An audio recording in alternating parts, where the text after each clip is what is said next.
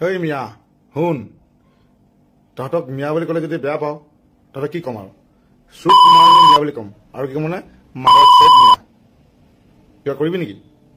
তহঁতি মিয়া হয়, তই সেইকাৰণে মিয়া বুলি কৈছোঁ।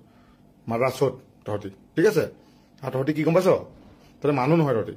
তহঁতি সেই যে পুখুৰীত যে মেটেকা থাকে, এজোপা মেটেকা গছ পেলাই দিলে যেনেকৈ গ'লে 100 জোপা হৈ যায়, তহঁতি তেনেকুৱা হয়। তো সেইকাৰণে মই কৈছোঁ মিয়া, তহঁতি বেয়া লাভ নাই, তহঁতি মিয়া চিধা হয়, গম পালি?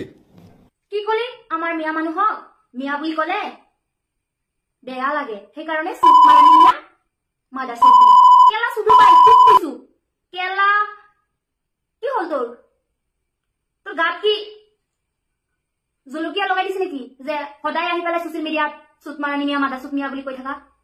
ইমান যদি চুপ মাৰানি মিয়া হয়, মাদা চুপ মিয়া হয়, এতিয়া যদি আমাৰ এটা মানুহ মিয়া মানুহ যদি ৰষ্টিং দিয়ে তোক অসমীয়া মাদা চুপ বুলি কয়, অসমীয়া চুপ মাৰানি বুলি কয়, তেনেহ'লে কি হ'ব? অসমীয়া মানুহবিলাকে যেটো মানুহ ভিডিঅ' বনাইছে তাক থাপ্পৰ মাৰিব, ঘুচা মাৰিব, জেলত দিব।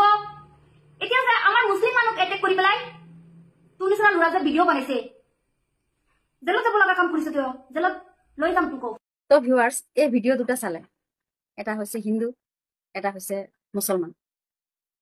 তো এই প্ৰথম যিটো ভিডিঅ' দেখিলে, তো প্ৰথম ভিডিঅ'টো কিন্তু প্ৰথম গালি গালাজটো কিন্তু হিন্দু ল'ৰাজনেই কৰিছিলে, তাৰপিছত এই ছোৱালীজনী। কিন্তু মই সেইটো কোৱা নাই যে আমাৰ অসমখনত ইজনে সিজনক লৈ বিতৰ্ক কৰি আমাৰ অসমখনত চলিব লাগে, অশান্তিৰে চলিব লাগে।